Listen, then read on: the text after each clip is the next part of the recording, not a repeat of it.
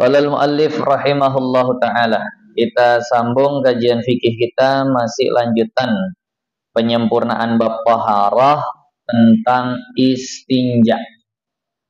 Tentang istinja. Istinja ini min anwa'it taharah. Istinja itu termasuk bentuk daripada taharah. Taharah itu kan ada 6 macam. Taharah itu ada 6 macam. Apa taharah yang 6 macam? Yang pertama, mengangkat hadas. Yang kedua,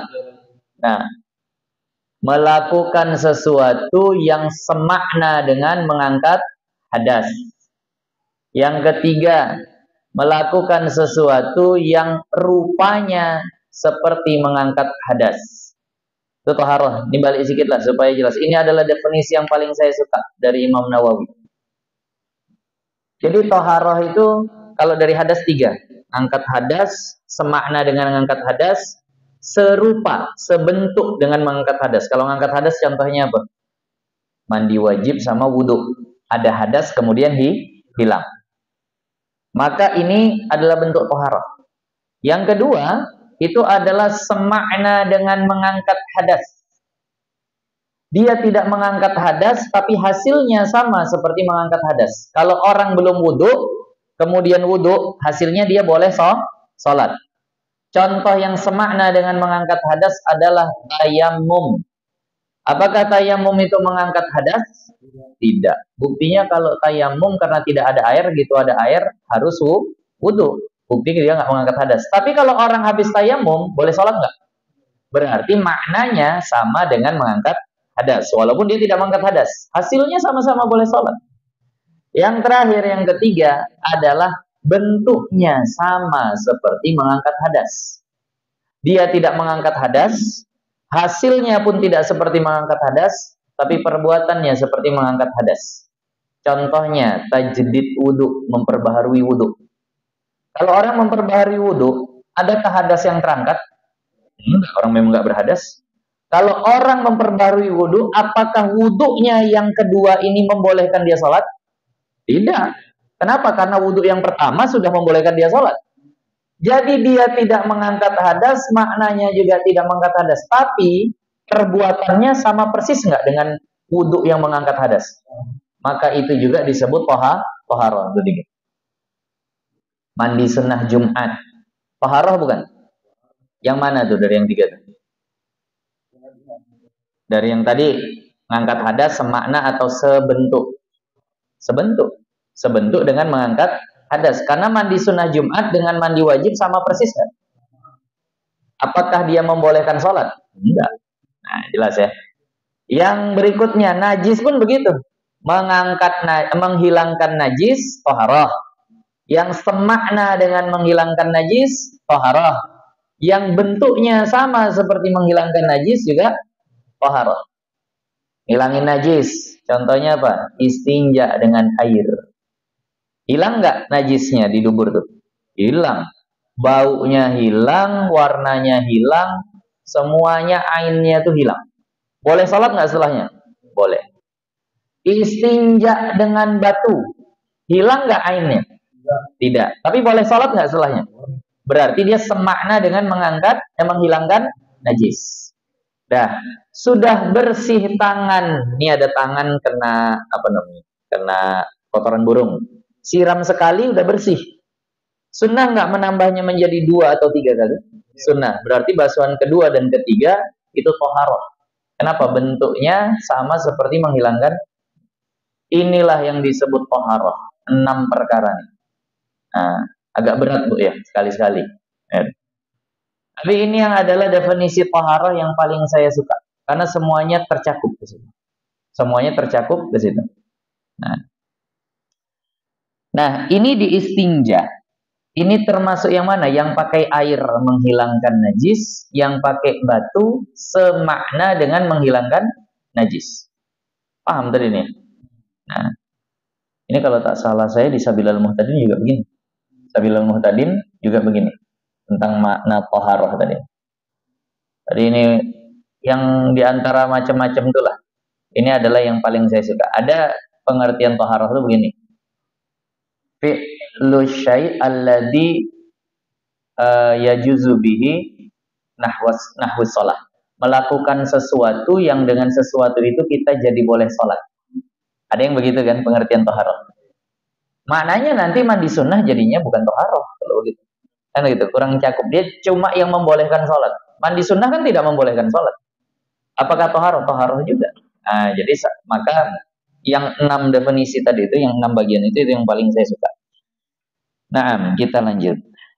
Audi salasi masahatin, atau boleh juga istinja itu dengan 3 kali usap. Au bisalasi masahat.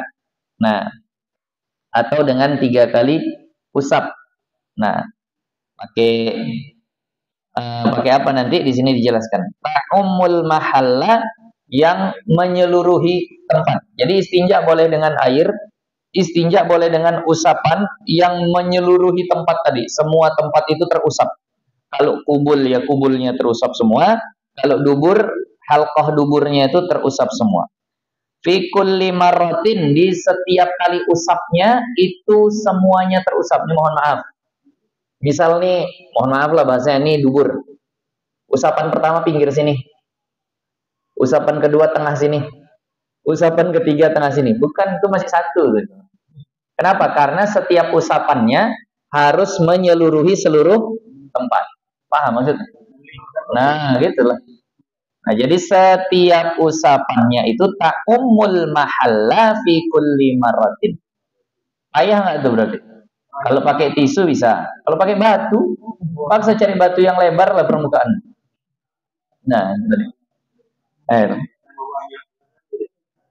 Ma'atang qiyatin, serta ada kalau bahasanya pembersihan. Artinya waktu diusap itu dia terangkut, bersih gitu. Terangkat. Di situ diartikan apa? Ma'atang qiyatin. Serta apa? Terjemahannya? Membersihkan, ya. Nah, serta membersihkan. Dia bisa membersihkan. Dengan apa? Bijamidin, dengan sesuatu yang padat. Dengan sesuatu yang padat. Maka tidak boleh dengan sesuatu yang cair selain air. Istinja pakai minyak makan ya nggak sah. Nah, tambah bukan bersih ya kalau begitu. Karena dia harus jamid. Jamid itu artinya keras. Nah, kasar. Ini beda ya. Jamid di sini berbeda karena nanti jamidnya harus qali'. Harus qali'. Qali' itu apa? Bisa mengambil najisnya. Walaupun kalau jamid dalam fikih itu apa ukuran? Masih ingat? Udah lewat kita nih. Kalau diciduk tidak kembali. Kalau diciduk tidak kembali, atau kalau dipukul sini nggak bergerak begitulah. Tapi yang lebih pasti kalau diciduk nggak kembali. Kalau minyak makan kita ciduk, rata lagi nggak deh? Rata lagi. Kalau saus kita ciduk, tetap begitu nggak deh? Nah, nggak rata lagi. Berarti saus itu apa? Jamid. Ukurannya seperti itu. Oh, berarti boleh istinja dengan saus? Tidak. Nggak usah cari kerjaan. Tetapi dia jamid, karena dia tidak hanya jamid, dia harus juga qali'. Bisa rupanya terambil najisnya dengan yang seperti itu kan? Nggak bisa. Berarti jamidnya harus yang sifatnya memang bisa qali', bisa ngambil tadi, bisa mengambil najisnya. Paham ya ukuran jamid deh? Nah, termasuk jamid. Nah, tisu termasuk jamid, kemudian kain termasuk jamid. Nah, saus pun sebenarnya jamid. Apalagi krim sebenarnya juga jamid. Yang kalau jatuh najis ke situ nggak usah dibuang semua sausnya. Ini ada saus.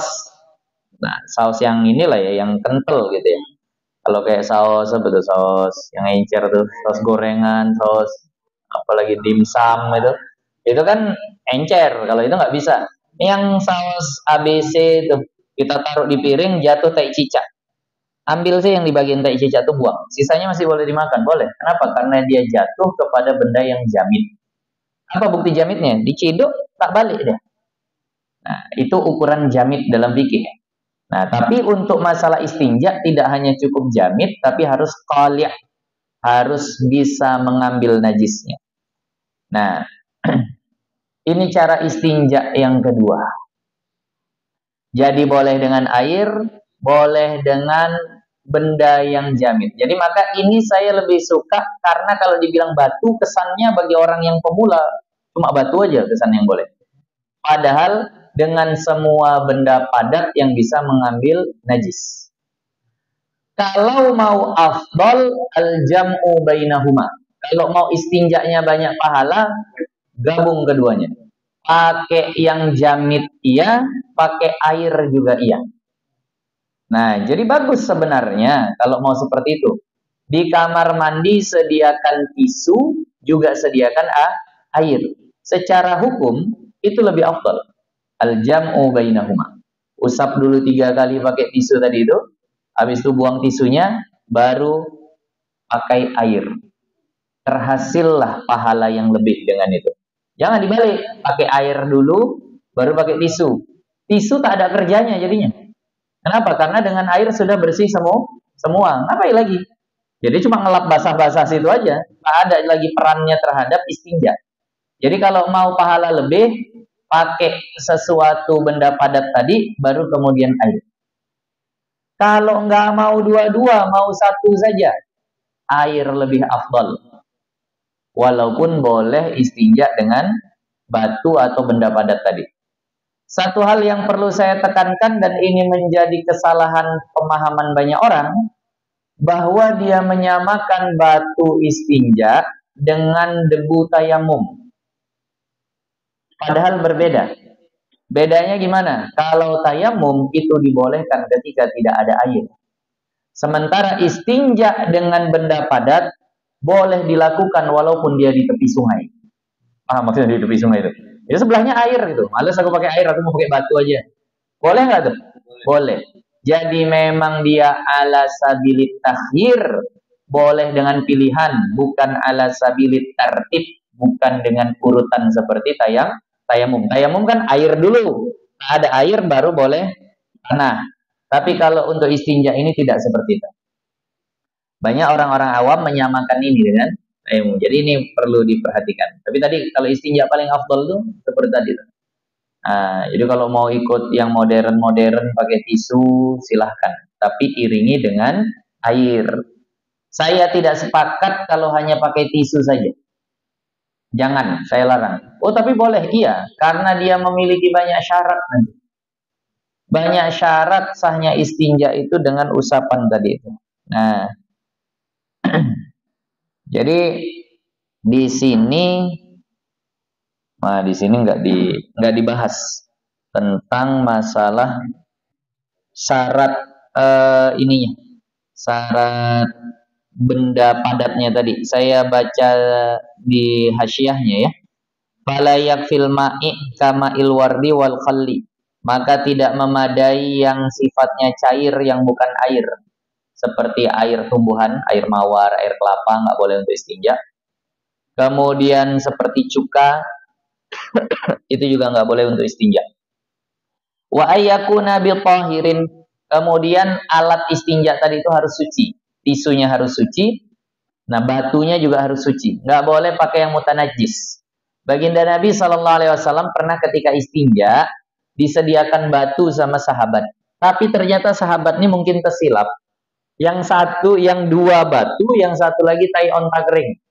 Udah mengeras mungkin kayak batu. Maka dipakai sama Nabi yang dua, kemudian yang satu kata Nabi, nah, wahada riksun. Ini najis. Nah, ini menunjukkan istinja nggak boleh pakai najis. Nah, jadi harus suci batunya tadi, tisunya tadi, atau kainnya tadi. Nah, wa ayyakuna biqali'in lil ain. Li'ainin najasah, dan dia bisa mencabut benda najisnya tadi. Maka nggak bisa dengan yang lunak. Apa misalnya yang lunak? Di sini katanya seperti tanah liat. Kan dia keras, apa bahasanya padat tuh. Tapi kalau diusapkan itu kan bisa hancur di situ, dia nggak bisa, itu nggak bisa. Begitu juga yang terlalu halus, pakai kain sutra dia. Licin kali, tak bisa. Atau dengan kulit luar bambu yang begitu licin diusapkan ke situ. Kulit dalamnya pun nggak usah juga lah. Kalau kulit luarnya itu karena terlalu licin, kalau kulit dalamnya karena mudarat. Nah, kemudian yang berikutnya, nah, wa ayyakuna bi ghairi muhtaram, dan bahwa alat istinja yang padat tadi itu, ini saya baca hasyiah ya, dia tidak yang dihormati. Jadi kalau dihormati nggak boleh. Apa contoh yang dihormati? Kamat umil adami, seperti makanan manusia. Nggak boleh istinja pakai makanan manusia. Udah jongkok situ, cari batu tak ada, tisu tak ada, kain tak ada, ternyata ada roti kering. Nah, roti kering pula di situ dia pakai ke situ, atau pakai lepat, atau pakai apalah segala macam, haram dan tak sah istinjanya. Jelas ya, nggak boleh. Nah, begitu juga misalnya pakai dedaunan yang sifatnya makanan manusia, bayam, sawi, kangkung. Tapi manusia sekarang semua dimakan, Pak Isa. Daun pisang pun dimakan. Nah, pokoknya yang memang tak dimakan lah. Apalah rumput. Nah, tadi. Kal khubzi, seperti roti malam yuhraq, selama tidak hangus. Tapi kalau roti hangus boleh. Kenapa? Karena udah nggak dimakan. Roti hangus yang gosong betul lah gitu. Nah. Ini bukan roti yang hancur lah berarti sifatnya. Wa kamat umil jin, begitu juga makanan jin nggak boleh. Kal azmi, seperti tulang. Tulang tuh makanan jin. Jangan Bapak makan. Ini kadang masak ayam, makan, habis tulang pun tak bersisa. Tulangnya dibuat rapuh. Nah, jadi jin pun tak kebagian. Nah, jadi itu syarat daripada benda istinjanya, benda jamitnya tadi. Kalau nggak seperti itu nggak boleh dijadi. Jadi tisu silahkan, kain yang kasar silahkan. Terkadang begini, mau di satu-satu keadaan, ini terpraktekkan. Saya pernah disampaikan sama kawan saya di Jakarta. Itu kalau macet itu kan luar biasa. Tol itu pun bisa macet. Dia pernah sedang ada di tol, kayak tol kita nih. Macet tak bergerak, tiba-tiba dia sesak buang hajat. Tak ada lagi, ada air minum. Kalau dipakai bisa kehausan nanti. Sesak buang hajat, cemana coba? Mau nggak mau turun ke semak-semak itu. Nah ini kan jalan nanti pelan-pelan tinggal dia cari. Udah dia turun. Ya mau nggak mau dipraktekkan ini tadi. Buang hajat, kemudian istinjanya dengan daun, dengan apa, dengan kertas segala macam. Jadi udah tahu caranya. 3 kali usapan, setiap usapannya menyeluruh kepada tempatnya tadi. Nah, kemudian dengan batang kayu boleh. Pokoknya sesuatu yang sifatnya kesat atau kasar. Nah. Dan tidak memberi mudarat ya.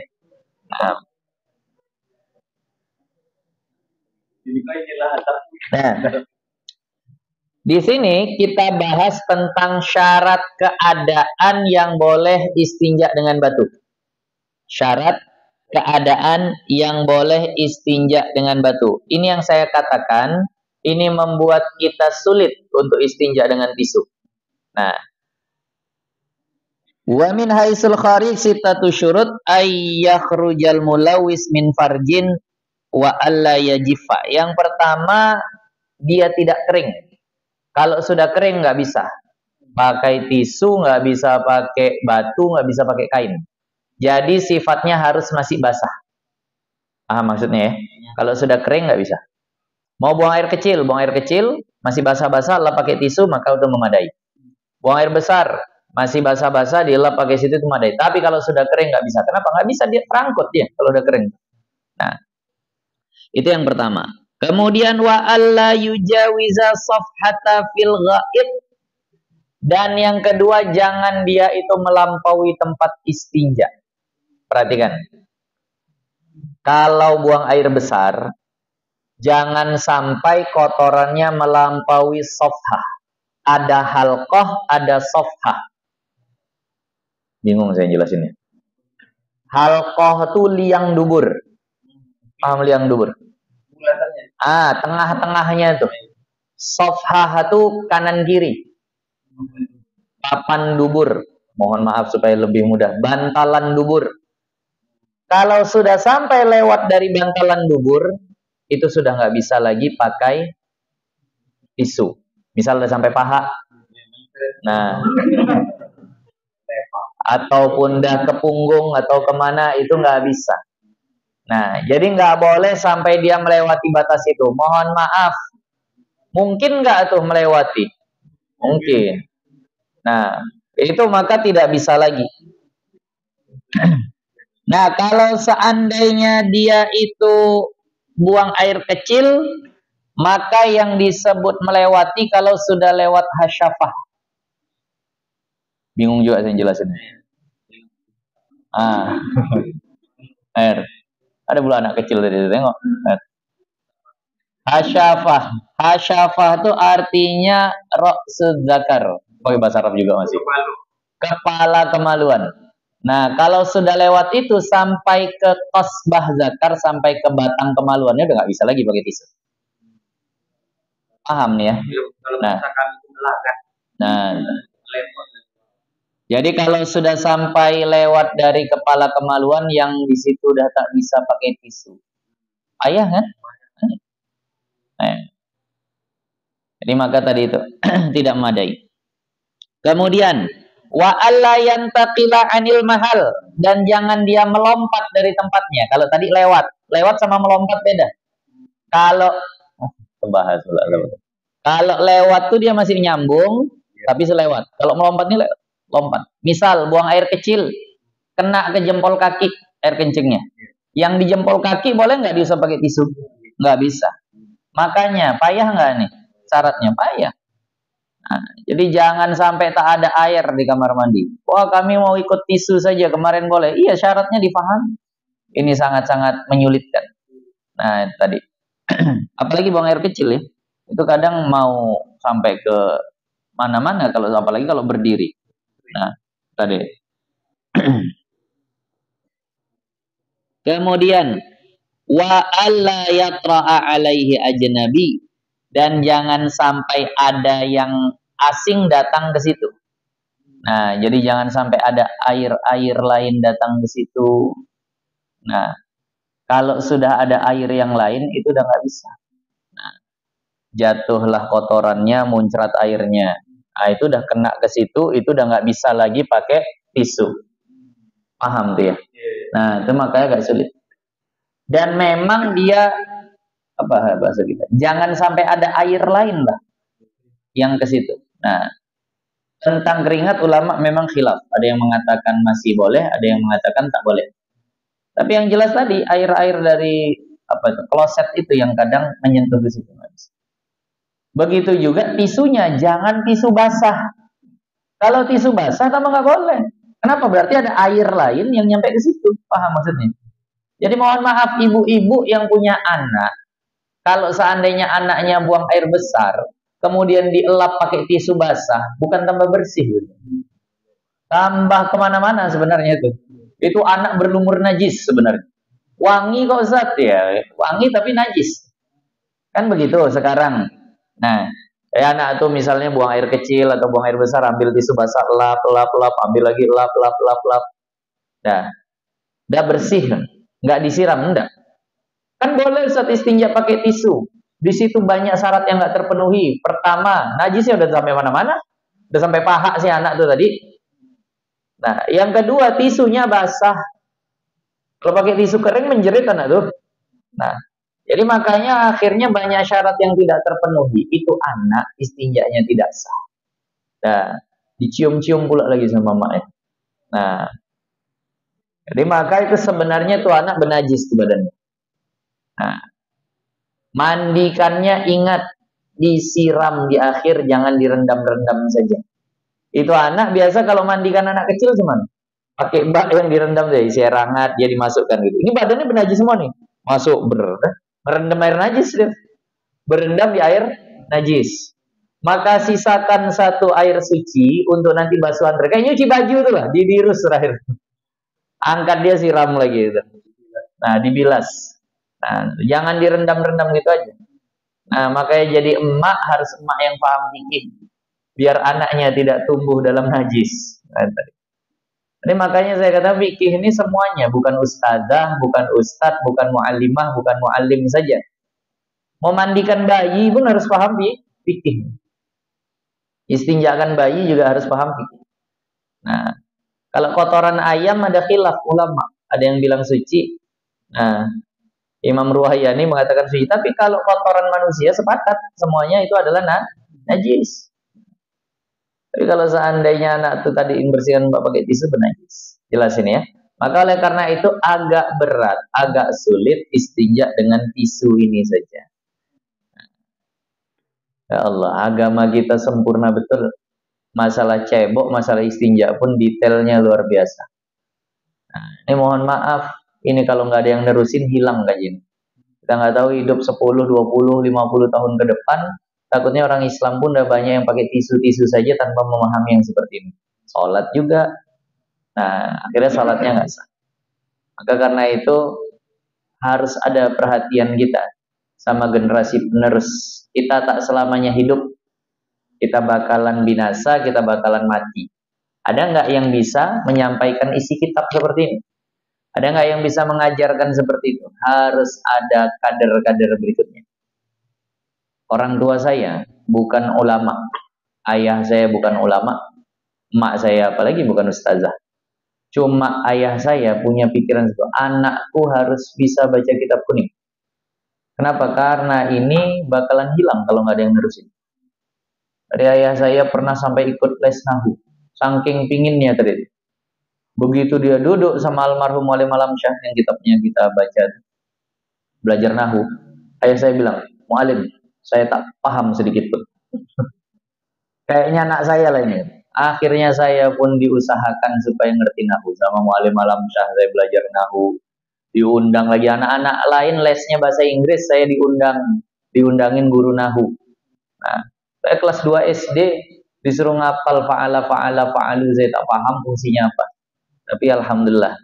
Artinya kita yang bukan ustadz, kita yang bukan ulama, kita yang mungkin bukan muallim atau muallimah masih juga bisa berperan untuk terbentuknya kader-kader yang berikut. Hilang nanti gaji seperti ini kalau nggak dilestarikan. Makanya yang punya anak-anak cerdas, yang punya anak-anak pinter, Bu, tolong bantu agama dengan anak ibu. Dan yang jadi pilot udah ada, insya Allah, berebut pun mungkin mereka. Yang jadi dokter sampai bayar-bayar biar bisa keluar lisensi dokternya. Jadi pengacara udah banyak. Jadi ulama nih yang harus ada. Nah, dan tolong kalau anak itu cerdas, lihat. Ini adalah detail pembahasan yang kalau tidak dipahami secara utuh akan bisa salah menyampaikannya. Maka saya bilang belajar agama ini pertama belajar bacanya dulu udah payah, memahaminya pun payah, udah paham membahasakannya ke orang pun payah. Nah, ada orang kalau ketikanya pahamnya luar biasa, tapi ketika menyampaikan ke orang itu juga butuh kepada pengalaman lagi. Makanya saya kalau dulu ngaji sama Mu'alim Supriyadi, saya katakan di antara guru yang penjelasannya paling jelas itu adalah Mu'alimuna Supriyadi. Itu kalau jelasin ya Allah, saya udah nggak perlu lagi bahasanya syarahan yang lain. Nah, cukup dari beliau itu udah jelas, udah terang seterang-terangnya.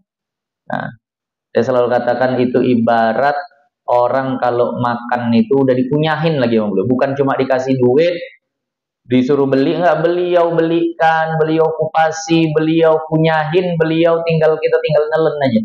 Begitu jelasnya beliau kalau menjelasin fikih.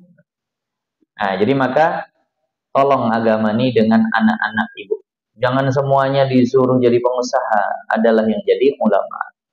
Nah, tuh kemarin Mu'alim Supriyadi udah pesankan, bersatulah orang sini, sediakan wadah untuk generasi-generasi penerus Kuala Tanjung, bikin pondok. Nah, di manalah bersatu, jangan masing-masing juga, sana ada sini ada, akhirnya bingung. Kalau saya katakan bersatu, bikin. Nah, nanti ada yang balik dari Yaman, ada yang mungkin selesai mondok tempat Ustadz Mitra, ada segala macam, mereka bisa di sini membangun nih. Ini terbangun di sini, ini bisa mewakili satu batu bara lah, yang sana datang kemari, yang sini datang ke sini. Nah, maka itu yang saya harapkan. Nah, jadi harus ada yang seperti jangan mereka pulang ilmunya banyak tapi tak tahu wadahnya gimana. Pengajian-pengajian seperti ini penting. Tapi ini kan sifatnya berobat jalan. Kalau pondok itu sifatnya opname. Jadi kan lebih cepat kan. Kalau berobat jalan nih ya begitu lah. Apalagi pakai BPJS. Obatnya murah-murah, kitabnya yang tipis-tipis. Tapi kalau pondok itu ibarat orang-orang yang di opname, terus masuk tuh obat segala macam. Nah, kalau kita ini kan berobat jalan, yang ngaji-ngaji begini, maka harus ada tempat-tempat yang menyediakan orang untuk diopname seperti itu. Terus masuk terus sehari sampai 5 kali, sehari sampai berkali-kali itu masuk. Nah, tolong dipikirkan juga. Nah, jadi yang punya duit banyak, nah untuk apa? Kalau bukan untuk agama. Jadilah seperti Sayyiduna Utsman bin Affan yang membeli surga 2 kali. Nah, kata baginda Nabi, yang bisa beli sumur ini untuk keperluan orang Islam, baginya surga langsung gitu. Maka kita mungkin tak lagi seperti itu, tapi dengan majelis-majelis ilmu, pondok-pondok yang seperti tadi itu. Jadi bersatulah untuk agama. Semua bisa berperan nih, bukan hanya orang yang berilmu. Ibu yang di rumah juga bisa berperan. Nah, apalagi perempuan. Nabi katakan almar'atu imadul bilad. Wanita itu adalah tiangnya negara. Tiang negara. Tapi memang begitu nasib tiang. Dia sering nggak kelihatan. Ini ada tiangnya nggak nih di tengah-tengah tembok? Ada. Kelihatan nggak? Dia yang penting bukan terlihat, tiang itu, tapi yang penting apa? Kuat. Nah, jadi begitu, perannya kadang penting di rumah. Walaupun memang bukan fitrahnya perempuan itu untuk terlihat. Tapi dia harus kuat untuk menopang anaknya tadi. Ini baru anak pesantren 3 hari udah letoy. Nah, sedih kali mak tak ada apa di rumah. Nah, hancur dah. Nah, maka tiangnya harus kuat. Nah, jadi maka berperanlah untuk agama nih. Yang bisa dengan uangnya, yang dengan pikirannya, yang bisa dengan tenaganya, yang dengan kenalannya. Pokoknya apa yang ku bisa buat. Sayyiduna Utsman dengan itu tadi hartanya, Sayyiduna Ali dengan tenaganya. Kalau perang paling depan Sayyiduna Ali. Sayyiduna Abu Bakar dengan kesetiaannya, khidmatnya kepada baginda Nabi. Bahkan ada yang cuma dengan kata-katanya. Ada seorang sahabat namanya Sayyiduna Hasan bin Sabit. Enggak jago perang, enggak banyak duit, tapi apa yang beliau lakukan? Beliau tuh ahli seni, sastrawan. Beliau tulis syair-syair yang untuk membangkitkan semangat juang umat Islam. Kata baginda Nabi, syairnya Hasan bin Sabit itu lebih tajam daripada pedangnya mujahid. Mau perang tuh dia bacakan syair yang semangat semua orang. Jadi semua bisa berperang. Jangan ngerasa aku mau apalah aku di agama ini, kan ada. Bisa, insya Allah bisa. Cari perannya masing-masing. Insya Allah. 1 jam dah. Nah, akan datang nanti kita lanjutkan wa yundabu lidakhilil khalaq.